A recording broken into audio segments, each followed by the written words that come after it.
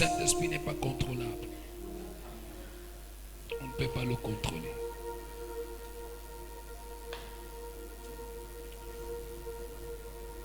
Pendant qu'on adorait, la voix de Dieu m'a été extrêmement claire. Je n'ai pas lu le texte que vous avez lu. J'ai vu un ange.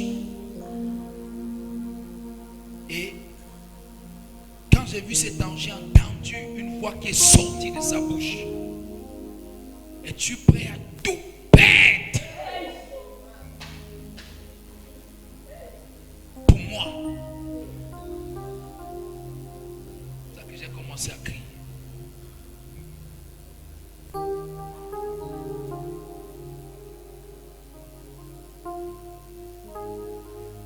Notre mois, si c'était le mois du réveil, nous sommes en train de finir. Si Dieu est vrai, nous devons le vivre. Vous avez réduit Dieu à Dieu qui raconte aux gens leurs problèmes. On l'a réduit à ça. On l'a réduit à un don.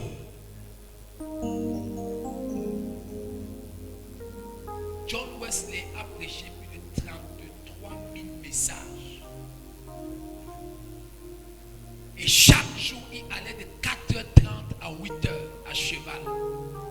Il parcourait des villes. À l'époque, on ne priait pas en langue. À l'époque, il n'y avait pas chez John Wesley les paroles de connaissance. Il y avait la puissance dans la parole qui déchirait le cœur des gens. C'est pour ça qu'il est connu parmi les hommes les plus puissants du réveil.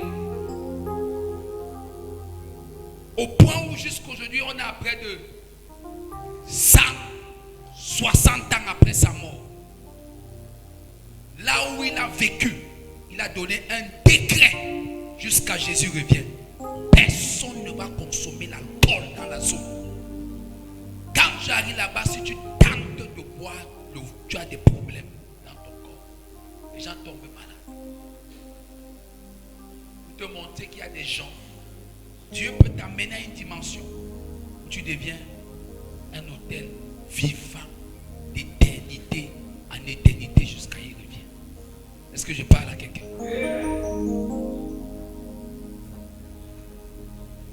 Toute la nuit, je n'ai pas dormi. J'ai dormi vers 3h30.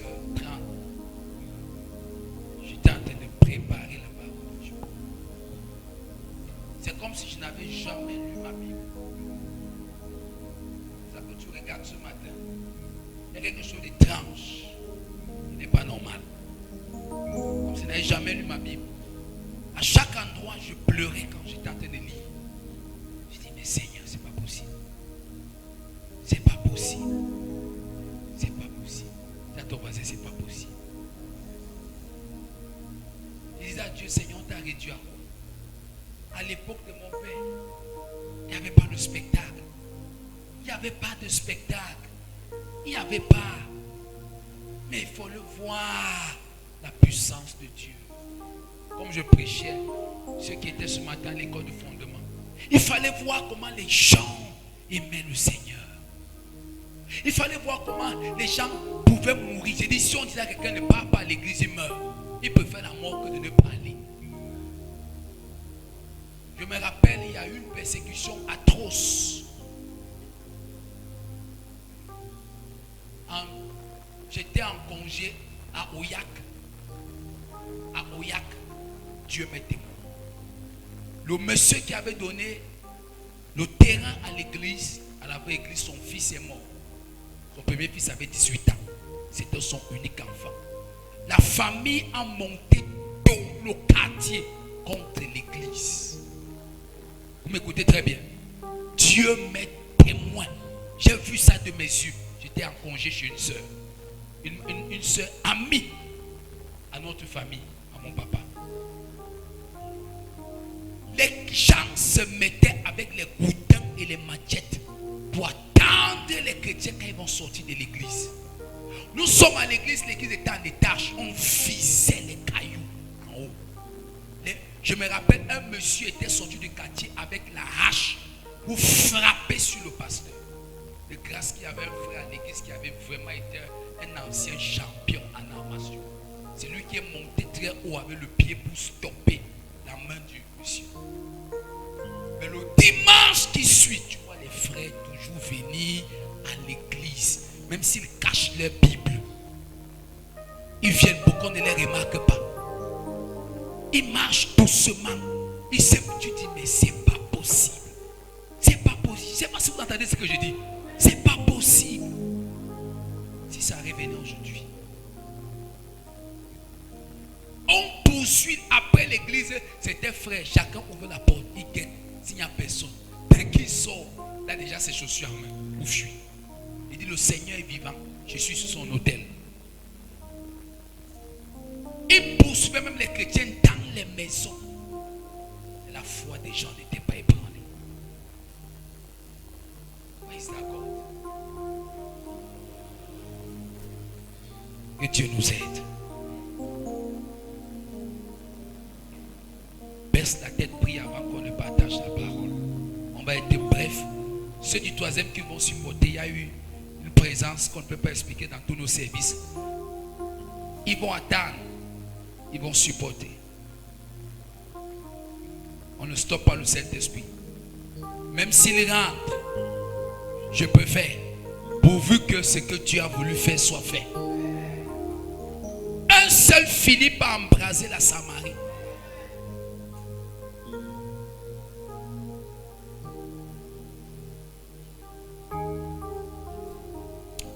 Prie Dieu avant d'écouter. Cette partie, c'est la caractéristique de l'homme que Dieu utilise. On va parler d'un seul point. L'homme selon le cœur de Dieu.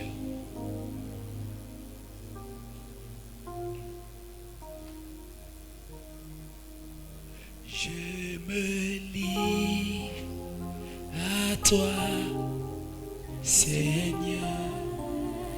Ce que j'ai, ce que je suis. Alléluia. Acte chapitre 13.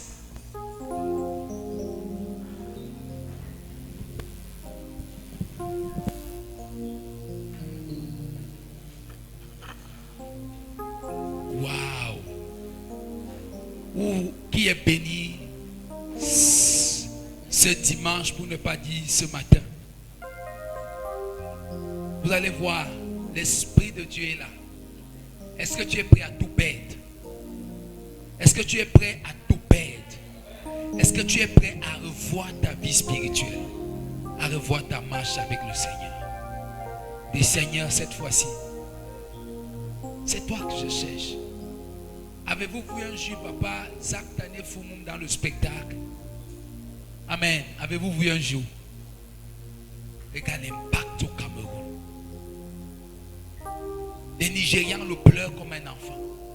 Les Ivoiriens le pleurent comme un enfant. Les Indiens le pleurent comme des enfants.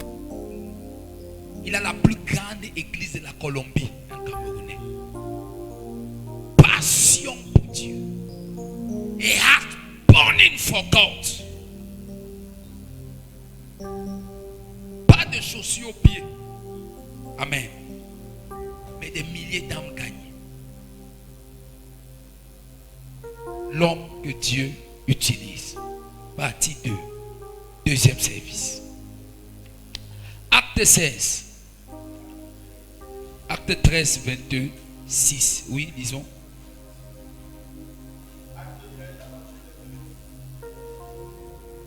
Acte 13, 22, excusez-moi.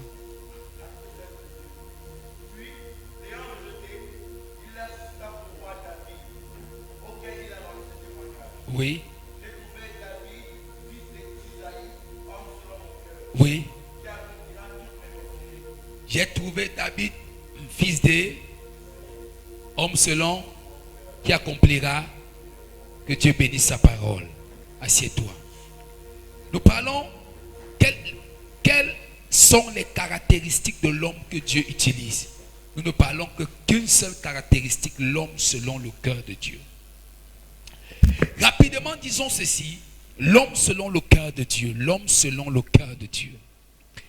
Dans 1 Samuel chapitre 13, le verset 14.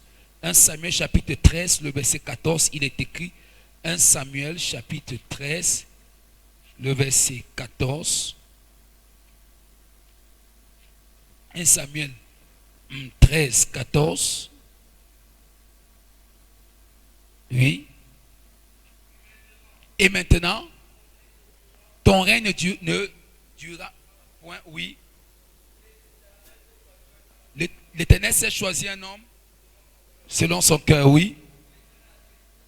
Oui. Oui. Alléluia. Rapidement, nous parlons l'homme selon le cœur de Dieu.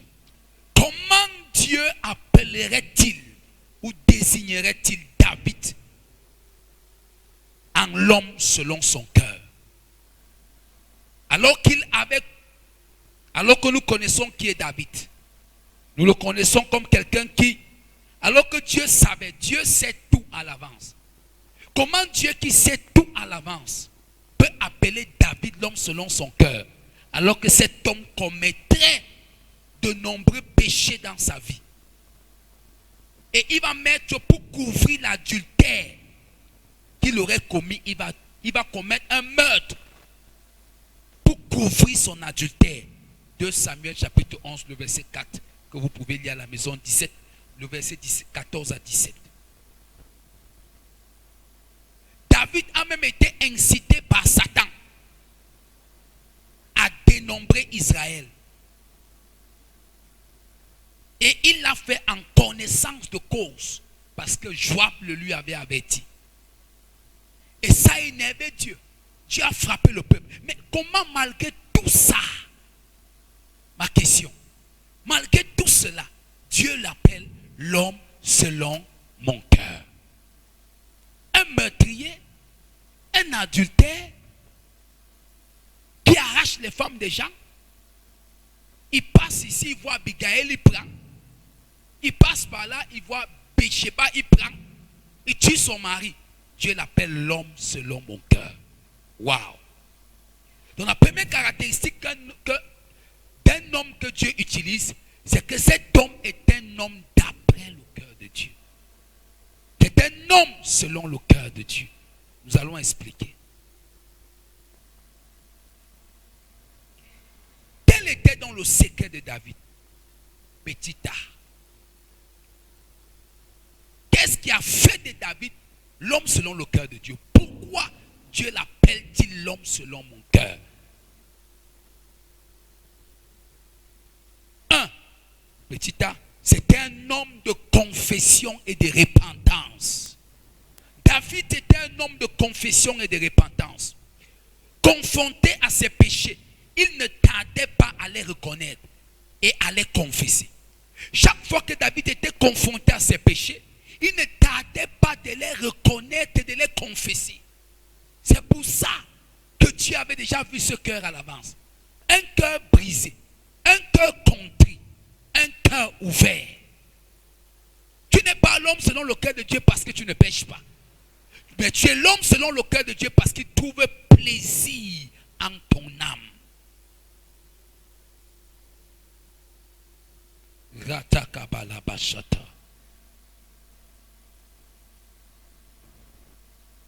Alléluia. Est-ce que je prêche ici? Ainsi, lorsque David a été convaincu par Nathan, il a immédiatement répondu: j'ai péché contre l'Éternel. 2 Samuel 12 et 13. J'ai péché. Dès que Nathan lui a parlé: oh David, l'homme riche là, c'est toi. Oh, j'ai péché contre l'Éternel. Il est directement dans la repentance, non pas dans la justification.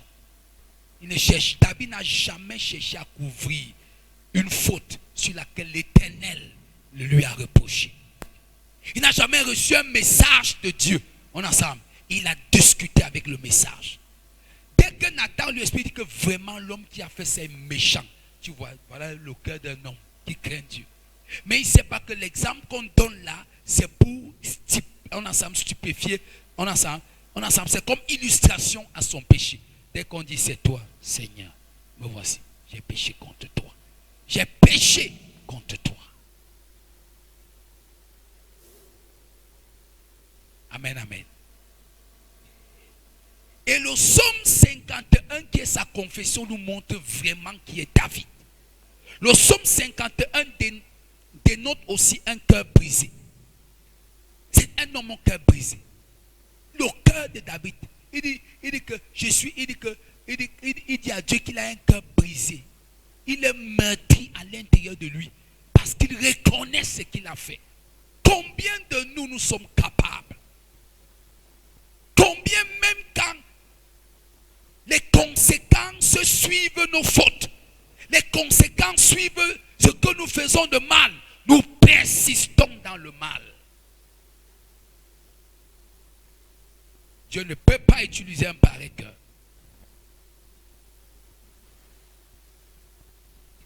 Dans le psaume 32, David mentionne une occasion où il a péché, mais il a gardé le silence pendant un certain temps. Regardez comment il nous expose sa vie.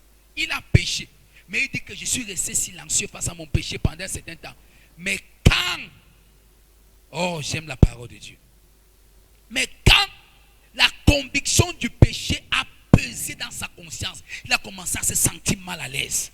Ça pesait dans sa conscience et dans son corps. Il dit, j'ai confessé rapidement mes transgressions à l'Éternel et j'ai obtenu le pardon de mes péchés. Psaume 32, le verset 5. Voilà David. C'est pour ça qu'on appelait l'homme selon le cœur de l'Éternel. Amen. Tu sais que tu as causé des torts, mais tu refuses d'admettre que tu as péché. Tu refuses d'admettre qu'ici tu n'as pas raison. Tu continues à vouloir couvrir ta nudité pour te donner raison. Et chaque fois que tu couvres ton péché, tu n'es pas différent d'Adam, que lorsqu'il a perdu la gloire de Dieu, il a utilisé les figues pour cacher sa nudité.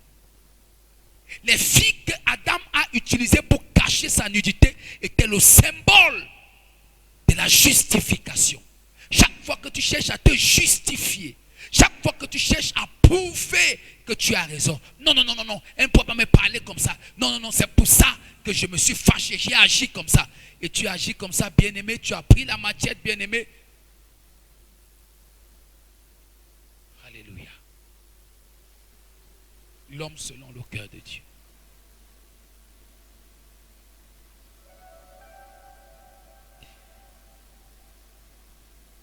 Laisse-moi te poser une question. Comment te comportes-tu quand tu as péché? Il y a ce qu'on appelle des péchés connus. C'est-à-dire que tu connais. Tu connais. C'est un péché qui constamment revient dans ta vie. Tu le dissimules. Tu le caches. Tu le protèges. Tu dis que non, ça va, je confesse en secret. Et tu confesses en secret, tu continues en secret. Si tu confesses en secret et tu continues en secret, ça veut dire que c'est un péché qui va te tuer. Tout péché que tu confesses en secret et qui ne part pas, et que tu entretiens en secret, c'est un démon que tu es en train de donner l'opportunité de grandir dans ta vie.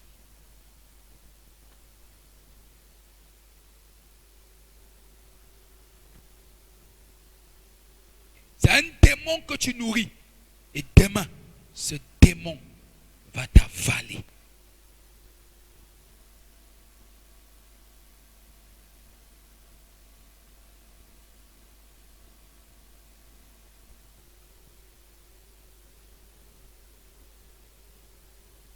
Nous sommes ensemble ce matin.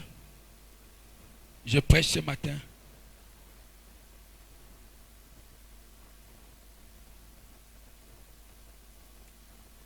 C'est pourquoi, bien-aimé, regarde à ta vie. Il n'est pas l'homme selon le cœur de Dieu parce qu'il est saint.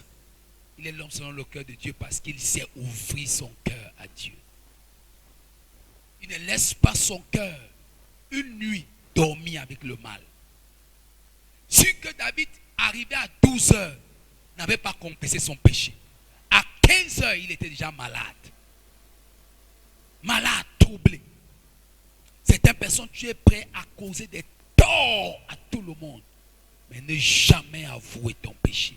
C'est pour ça que des pareilles personnes, je ne comprends pas pourquoi telle chose ne marche pas. Comment Dieu peut utiliser une personne pareille? Deuxièmement, il est l'homme selon le cœur de Dieu. Parce qu'il était un homme de la présence de Dieu. Il y avait une relation d'intimité entre David et Dieu. Psaume 63, le verset 2, nous le prouve. Psaume 63, le verset 2. Psaume 63, le verset 2. Oui. Oui. Oui. C'est bon. C'est le verset 2. Lis le verset 7. Oui. Lorsque je pense. Oui. Yes. Continue.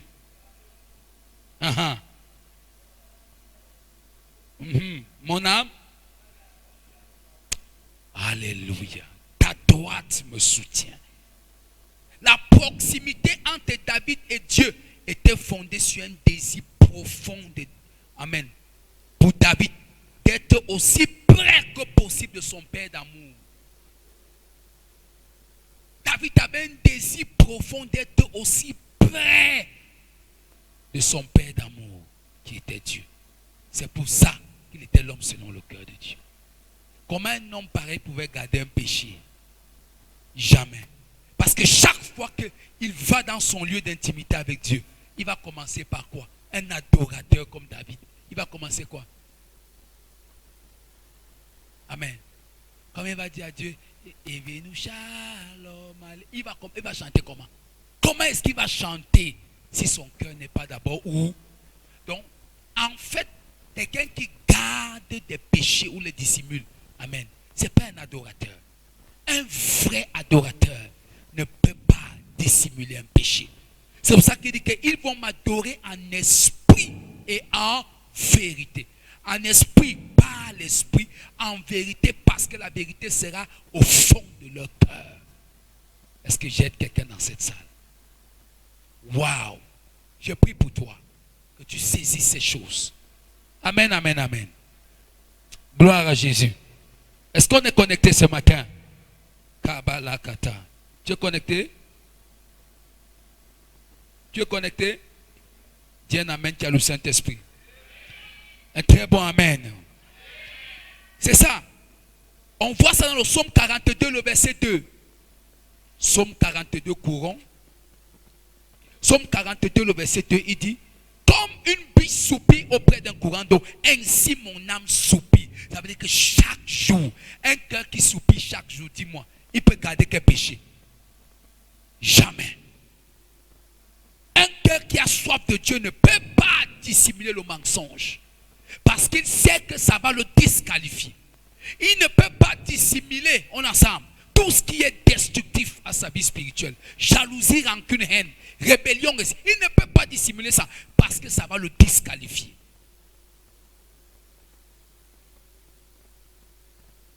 Alléluia. Dans le psaume 27, le verset 4, oh, il y a beaucoup à dire dans la parole concernant David. Le temps me manque. Il dit, je demande à l'Éternel une chose que je désire ardemment. Je voudrais habiter toute ma vie. En anglais, on dit, je voudrais demeurer. I want to dwell. Je voudrais demeurer toute ma vie dans la maison de l'Éternel. Pour faire quoi? Pour contempler. Le mot contempler ici renvoie à quoi? L'expression contempler, c'est l'expression adorer. Pour adorer sa magnificence, c'est-à-dire sa splendeur, on ensemble, l'éclat de sa présence. Je vais rester là. Parce que tellement c'est beau quand Dieu se révèle à un homme que je n'ai pas envie de quitter le lieu où il se révèle à moi. Je n'ai pas envie de quitter le lieu où il me donne des cantiques. Je n'ai pas envie de quitter le lieu où il me remplit des chants d'adoration. Je n'ai pas envie de quitter le lieu où il me donne des psaumes. Je n'ai pas envie de quitter ce lieu. Je vais rester là. Comment un homme pareil peut garder le péché? Psaume 26, le verset 8, il va dire, Éternel, j'aime le séjour de ta maison, le lieu où ta gloire habite. Oh David, Oh David, oh David, on passe le temps à réciter des psaumes qu'on ne cherche même pas à comprendre. On passe le temps à prendre des psaumes lisses en temps de difficulté. L'Éternel est mon berger, je ne manquerai de rien. C'est l'expérience d'un homme avec Jésus. Il a vu Jésus depuis l'Ancien Testament. C'est pour ça qu'il a dit que mon Seigneur se tenait constamment devant moi. C'est l'apôtre Pierre qui dit ça. Que David n'a-t-il pas dit mon Seigneur se tenait constamment devant moi. Et il dit il parlait de Jésus. Vous savez ce que c'est que voir Jésus dans l'Ancien Testament? Tous ceux qui ont vu Jésus dans l'Ancien Testament étaient des hommes extraordinaires. Regarde Moïse. Quand il dit, vous aurez, le Seigneur vous suscitera un autre prophète plus grand que moi, parlant de Jésus. Regardez Isaïe. Bien aimé, c'est impossible d'être un homme selon le cœur de Dieu et ne pas être un homme de la présence. Un homme d'une relation, d'une intimité extrême. Troisièmement, petit C. David était un homme de passion. Il ne vivait que pour son Seigneur. Un homme selon le cœur de Dieu. Amen. En prenant l'histoire de David, première caractéristique. C'est un homme selon le cœur de Dieu. C'est un homme qui ne vit que pour passion. Qui ne vit que. C'est un homme de passion autant pour moi. Il ne vit que pour son Seigneur. Psaume 69, le verset 9. Dans le psaume 69, le verset 9, nous sommes avec David. Courons, vraiment. Je suis devenu un étranger pour mes frères, un inconnu pour les filles de ma mère, car le zèle de ta maison me dévore. Ma brada yaba. Est-ce que vous savez que je ne vous cache pas? Ensemble, le livre le plus cité par Jésus dans la Bible, c'est Deutéronome. Après Deutéronome, ce sont les psaumes. Amen. David, Jésus a tellement cité. C'est pour ça que David, lui-même, on dit que quand on a vu Jésus détruire les tables, ils se sont rappelés, amen, de la parole de David lorsqu'il avait dit, le zèle de ta maison me dévore. C'était un homme de passion. Passion pour Dieu. Hunger for God. Passion for God. Est-ce que je peux parler à quelqu'un ici? Ici, nous voyons un homme dédicacé. Dédicacé, c'est la dédicace. Le mot dédicacé signifie quoi? On est ensemble. Livré, abandonné à. David était un passionné. Frère, que personne ne vous demande. Passionné. Si tu n'es pas passionné de Dieu, tu ne peux pas être un homme selon. Un homme selon le cœur de Dieu est un homme passionné de Dieu. Il ne vit que pour Dieu. Quand tu es selon le cœur de Dieu, tu vas encore vivre pour quel autre cœur? Le cœur de quoi? Des biens matériels? Passionné pour Dieu. Dédicacé. Est-ce que tu es dédicacé? Engagé. Dévoué. Dévoué cet homme.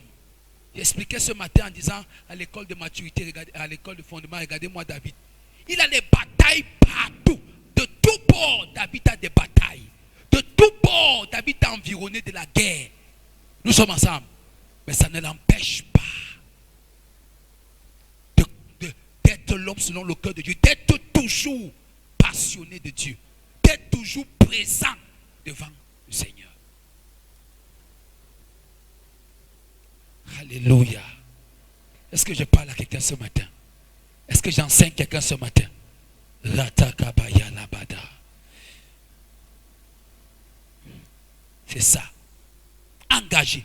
Pour la cause de Dieu et pour son royaume. C'est pour ça que David aimait. On va voir tout à l'heure. Il l'aimait. Oh non, il aimait Dieu. That man, il aimait Dieu. C'est pour ça que Dieu dit, il accomplira toutes mes volontés. Ça veut dire qu'en fait, de son temps là, il n'y a pas deux personnes que j'ai pris pour faire ce que je voulais. Ça veut dire que tout ce que je voulais faire, toutes mes volontés pendant le temps de David, ce n'est que David. Il dit, j'ai cherché un homme. J'ai trouvé David, mon serviteur. Amen. Psaume 89, le verset 20. Ma main le soutiendra. Alléluia. Oh David, passionné de Dieu. Est-ce que tu es passionné ce matin? Est-ce que tu es passionné de Dieu? Regardez David face à Goliath. Regardez la passion. Face à Goliath. Dans 1 Samuel, je crois, chapitre 17, à partir du verset 40. On peut voir la passion qui s'exprime. Je donnerai ta chair aux oiseaux des champs. Quel est cet incirconcis? Depuis 40 jours, tu insultes le peuple de Dieu. Il est dans la vallée. Personne ne peut le retrouver dans la vallée. Tout le monde est sur la montagne. Personne ne peut aller là-bas à cause de Goliath. Il lance des défis. Il insulte les Israélites au nom, en ensemble, au Dieu des Philistins. Qui va venir me challenger? Tout le monde a peur. Quand David regardait un homme passionné n'a pas peur des challenges et des défis de l'ennemi pour la cause de Dieu. Un homme passionné n'a pas peur de la dédicace pour Dieu, peu importe ce que ça lui coûte. Un homme passionné n'a pas peur de s'engager, peu importe ce que les gens pensent. Ses frères ont pensé qu'il n'est pas guéri. Saül a pensé qu'il n'est pas guéri. On est ensemble. Mais à cause de la passion pour Dieu à l'intérieur de lui. Est-ce que je parle à quelqu'un? Il a dit, je donnerai ta chair aux oiseaux des champs. Et il est allé prendre Saint-Pierre, on est ensemble dans le torrent. Il les a mis dans sa fonte. Quelque chose d'inhabituel est devenu, quelque chose d'habituel est devenu inhabituel. Quelque chose de normal est devenu normal. Chaque fois que tu es passionné de Dieu, ce qui est normal pour les autres, on est ensemble, ce que les autres font, on est ensemble, et c'est anormal, ça devient normal pour toi. Ce qui est impossible pour les autres devient possible pour toi. Alléluia. Ta bouche ne peut vomir le feu que si tes os sont consumés par le feu. Ta bouche ne peut vomir le feu que si tes os sont consumés par le feu. Ça veut dire que tu ne peux pas parler aux situations si en toi les situations ne sont pas consumées par le feu de Dieu. C'est parce que David était rempli de feu qu'il pouvait dire à Goliath, je donnerai ta chair. Aïe, aïe, aïe, aïe, aïe. Tu entends ça? Un passionné, il sait ce qu'il dit. Je donnerai ta chair aux oiseaux des champs. Soyez passionnés. Soyez passionnés pour Dieu. Amen. Soyez passionnés. Nous sommes en année l'homme que Dieu utilise. Je vais dire à tous ceux qui sont jeunes, vous êtes trop vieux. Vous êtes trop vieux. Vous êtes trop vieux. Trop vieux. Amen. Que Dieu me redonne ce feu-là, cette passion-là. Hey! C'est pour ça que je crie comme ça à Dieu. Quand j'avais 10 ans, je portais les chaises à la classe, à la CIL B. Je portais les chaises parce que ce n'était pas très haut, c'était en bas à l'école publique du Japon. J'avais mes disciples. Je portais les chaises, les bancs, on appelle ça à l'époque les tables bancs. On mettait ça là, dehors. Je faisais mes croisades tous les vendredis. À 10 ans. Je crois que c'est le Kouel-Manté 2, je ne sais pas trop. 9 ans, oui, je crois que j'avais 9 ans. Kouel-Manté 2. Je mettais les tables bancs. Je prêchais. Les gens passaient. Les gens venaient jouer au stade de Roger Mila là, Japon. Il y avait un stade là. On appelait ça, je ne sais plus comment on appelait encore notre vieux stade là. Je prêche. La passion. Prêche. Aujourd'hui, tu vois, les gens sont à l'église. Vous avez des enfants chez vous, ils sont vieux. Ils ne connaissent même pas un verset biblique.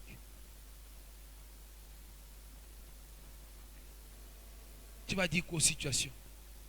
David parle à Goliath parce qu'en lui, on a ça, il y a un feu supérieur à Goliath. Tu ne peux pas cracher le feu. Ésaïe 54, il dit l'Éternel a exercé ma langue à l'autorité. L'autorité là naît de quoi? Elle naît du feu qui est en toi. De la passion. Pourquoi il a parlé à Goliath? Ne me cherche pas. La manière qu'il a parlé à Goliath a su. Je donne, lisez la Bible, je vais donner ta chair. C'est là où la Bible dit que c'est là que le Philistin est allé contre lui. Parce qu'il a touché Goliath. Ça, ce n'est pas un enfant. Un petit de 17 ans. Je vais donner ta chair. Nonsense. Amen. Idiot. Are you mad? Je vais donner ta chair aux oiseaux des champs. Les mots l'ont touché Goliath. Non, un enfant ne peut pas te dire ça. Que je vais donner ta chair aux oiseaux des champs. Ça veut dire qu'il sait. C'est qu'il me dit, les corbeaux là, les charognards, les démons là, vont te manger. Et la Bible dit que quoi? Le Philistin l'a maudit au nom de ses dieux. Comment il peut maudire un enfant? Parce qu'il savait qu'en cette dimension, si le gars, s'il n'est plus un enfant.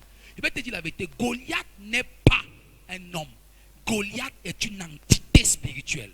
Pourquoi? Parce que dans Goliath réside toute la force des Philistins. Mais il n'y avait aucun Israélite en qui devait résider toute la force d'Israël. Donc David est une entité devant une autre entité. Si Goliath tombe, la guerre est finie. Ça veut dire qu'on nous a gardé. Si David tombe, la guerre est finie. Israël a paix. Je suis dans cette salle. Que Dieu t'aide à comprendre. Est-ce que je parle à quelqu'un? Il a regardé le Philistin. Et il n'a pas seulement tourné, il est allé en face. La Bible dit qu'il courait vers l'objectif. C'est-à-dire que quelqu'un affronte, il ne recule pas. Un petit garçon. Et en courant, c'est en route là qu'il a lâché la pierre.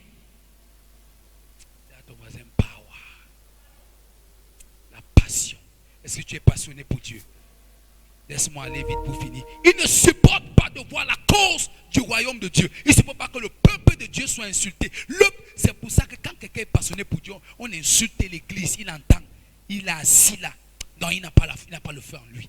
On insulte l'église, on insulte Dieu. Il est assis. Où est le Dieu là? Les pasteurs là qui disent que machin, ils sont où? Où sont les pasteurs là? Où est Dieu là même? On a ça. Tu peux dire ça devant moi. C'est comme si tu es en train de réveiller. On a ça. Hein? On se comprend très bien. Amen. On est parti un jour quelque part. Moi, je te dis, ne cache pas. Hein? On était parti à l'époque, le général n'était pas encore mort. Je voulais louer sa salle. Ici à Essomba toujours. C'est même parce que j'avais Essomba. Amen. Là-bas, vers le carrefour. Il y a une salle quelque part là-bas. Et nous sommes allés, il nous a donné rendez-vous dans ses services pour qu'on discute. Alors on est arrivé là-bas, il s'est en train de parler des choses, vraiment les pasteurs, machin. On a ça. Il était avec un frère. Et le frère, celui qui nous a amené aussi, c'était un frère, un agent immobilier. Je voulais répondre. Donc ça bouillonnait dans mes yeux. J'ai senti comment papa Jean-Baptiste m'a tiré comme ça qui est passé. Il faut laisser. Je n'ai pas ici à l'église. Après le frère a dit que, homme de Dieu, on est ici pour l'endroit. Tu peux parler comme ça. On nous dit qu'on ne nous loue plus l'endroit. Sommes ensemble. Parce que ça doit bouillonner en toi. Ah, dis un amen à ça. Petit D, David était un homme d'intégrité et de fidélité. Le verset 6, j'aime ça. Un homme d'intégrité et de fidélité. C'est dans ta Bible. Psaume 78 à partir du verset 70. Psaume 78, le verset 70 dit ceci. Il choisit David son serviteur. Il le tira des bergeries. Verset 71. Il le prit derrière les brebis qu'il allait pour lui faire paître Jacob. Hey! Hey! Maintenant, c'est étonnant. Comment le pasteur peut dire ça? Vous savez pourquoi? Il lui fait paître Jacob. Mon frère, donc c'est David qui va paître Jacob. Tu connais ce que ça signifie? Jacob ici, c'est Israël. Hein? Amen. Maintenant, on n'a pas dit c'est David qui va paître pour lui faire paître Israël. On dit pour lui faire paître Jacob. Parler maintenant de Jacob, c'est différent de parler d'Israël. C'est deux choses différentes. Quand on parle d'Israël, on parle d'un peuple. Mais quand on parle de Jacob, on parle d'un patriarche. Donc il va paître Jacob, David. On voulait montrer qu'en lui là, le modèle, Jésus va sortir. Laisse-moi seulement, j'ai fini. Écoutez ce qu'on va dire. On dit, et Israël, son héritier, deux choses différentes. Il paie Jacob et Israël. Les deux à la fois. Si on avait le temps, j'allais t'expliquer pourquoi. Et David, verset 72. Et David les dirigea avec un cœur intègre. Il les conduit avec la main intelligente. C'est un homme d'intégrité et de fidélité. Amen. Il n'avait pas de parti pris pour la droiture. Il était un homme de droiture. Sa nourriture était de satisfaire la volonté de Dieu. C'est pour ça qu'autour de David, ce n'était pas seulement les choses qui plaisent. Il n'était pas un homme de parti. Aujourd'hui, dans l'église, regardez, les gens disent que Dieu les dit, les partis pris. On ensemble. Tu regardes l'église, on ensemble. Si c'est le pasteur petit, tout le monde qui est autour du pasteur, petit. Si c'est Bamileke, tout le monde qui est autour. That is not God. C'est l'homme. C'est la religion. Vous ne dites pas Amen. Amen, j'avance. Tu ne dis pas Amen, parce que tu te retrouves dedans. On vient à l'église, non, comme c'est ma soeur que nous parlons le patois. Mon frère, tu n'as jamais vu Dieu. Païen. Fâche-toi, je vais t'expliquer ça mieux. Je vais t'expliquer ça mieux. Tu n'as jamais vu Dieu. On t'a dit que dans l'éternité, les gens ont des tribus. Il y a une seule tribu. La tribu de on ensemble. Du lion. Nous sommes la tribu, on ensemble de Judas. Le lion de la tribu de Judas, c'est Jésus. Nous sommes tous la tribu des adorateurs. David est un adorateur. Il dit de Judas sortira la louange. Tu viens à l'église, ma Juna, ma Yana.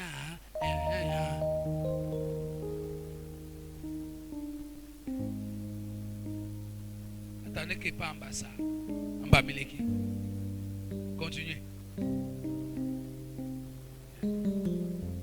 Non, c'est mon frère Bamois. C'est ma soeur Bamois. Dans l'église. Mais c'est moi je suis dans le grand bam. C'est-à-dire que quand tu écoutes des discours des gens, tu comprends que Dieu ne peut pas se servir Dieu. On est ensemble? Non, vous prenez ça comme si je blague. C'est-à-dire tu vois quelqu'un qui n'a pas encore compris l'éternité de Dieu. Comment Dieu va l'amener là-bas? Oh David. Il savait rendre compte à Dieu de tout ce qu'il faisait. C'est pour ça que chaque soir, il allait dans la présence de Dieu. Il déchirait son cœur. Il offrait à Dieu des offrandes. Chaque jour. Petit E. Il aimait le peuple de Dieu. Psaume 22. Il dit pour l'amour. Il dit quoi? Pour l'amour. Oh là là. Kalaba katabaya. Quand ça ne va pas, tu parles en langue. Quand tu oublies le verset. Amen. Le Saint-Esprit va te rappeler. C'est ce que la Bible dit, non? Voilà. Merci. Il dit, pour l'amour de mon peuple, on ensemble, je fais des vœux pour son bonheur. Psaume 122. Oui? Je crois que c'est ça. Verset 6. Cours. Verset 6, il dit, demandez la paix de Jérusalem, que ceux qui t'aiment juste. Il dit que la paix, voilà, il dit, à cause de mes frères et de mes amis, je désire la paix dans ton sein. À cause de la maison de l'Éternel, je fais des vœux pour ton bonheur. Ce gars, il l'aimait. Dis à ton voisin, il aimait le peuple de Dieu. Dans le psaume 23, on nous montre le berger par excellence qu'il est. Amen. C'était le berger selon le cœur de Dieu. C'est pour ça que Dieu voudrait toujours vous donner des gens selon son... Jérémie 3,15, je vous donnerai des pasteurs selon mon cœur qui vont vous perdre avec sagesse et intelligence. Alléluia. Ça, c'est l'un des premiers messages. C'est le message que j'ai suivi ce message. J'avais suivi ce message d'un Américain au moins 30 fois avant de devenir pasteur. Pasteur selon le cœur de Dieu. Je ne vois même pas le message là aujourd'hui. J'avais ça dans la cassette en 2003. Steve Cox, un Américain, il avait prêché ce message lors d'une conférence à Douala. J'ai vendu ma chaussure que j'avais pour acheter la cassette. Je la suivais tous les jours. Ce n'est pas pour rien que tu me vois avec un cœur bouillonnant, un cœur ouvert. Pasteur selon le cœur de Dieu. Jérémie 3,15. Je vous donnerai des pasteurs selon mon cœur.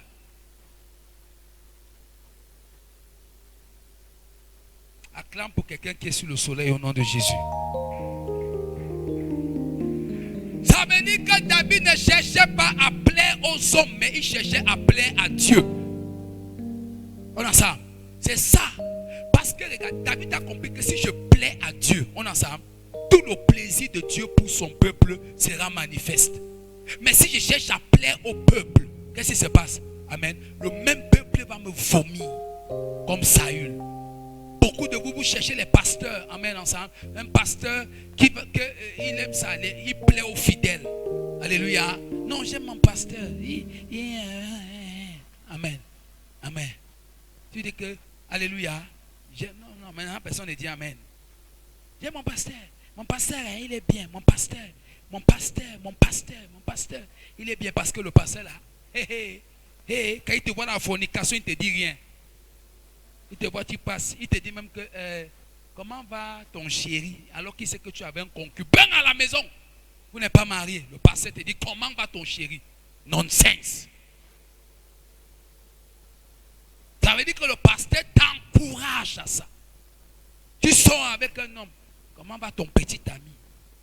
Un pasteur. Un pasteur. Et tu l'appelles pasteur. Pasteur.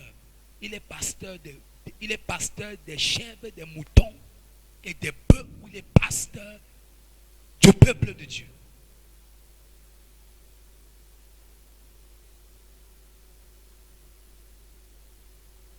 Alléluia. C'est fort ce matin. Il plaisait Dieu et non pas les hommes. F. Il savait porter le fardeau de la nation. C'était un intercesseur. C'est pour ça que dans le verset 6, il dit, je recherche la paix de Jérusalem. C'était dans la prière. Un intercesseur, David. Un homme qui plaît selon le cœur de Dieu. Regardez, il a tous les caractères. Un intercesseur.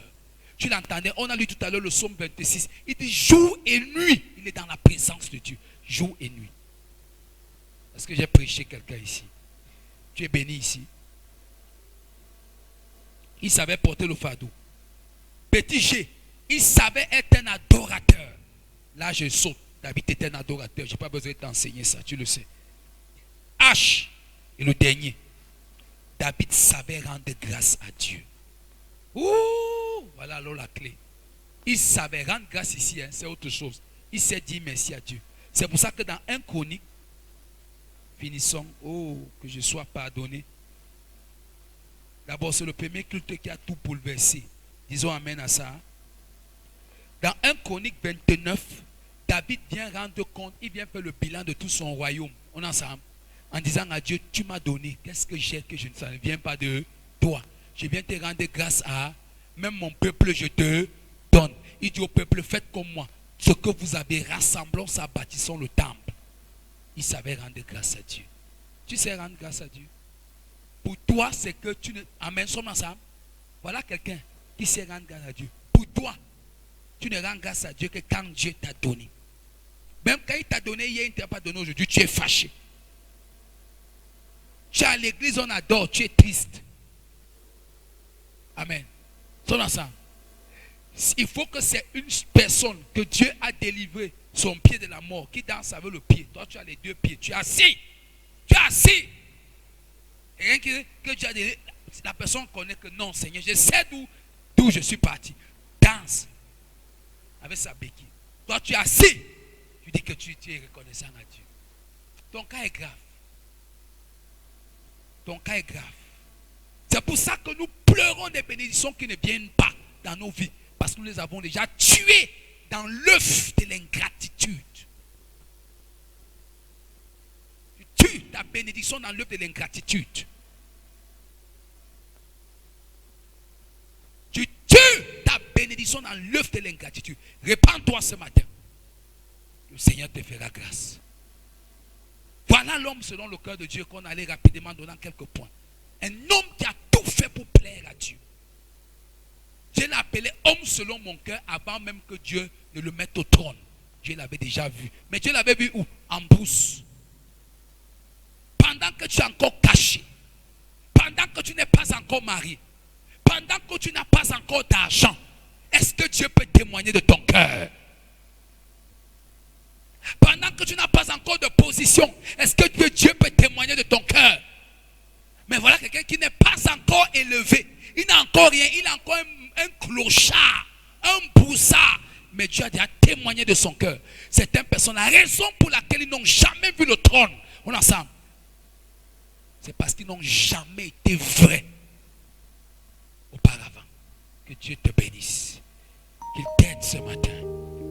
Breathe upon me, bread of God.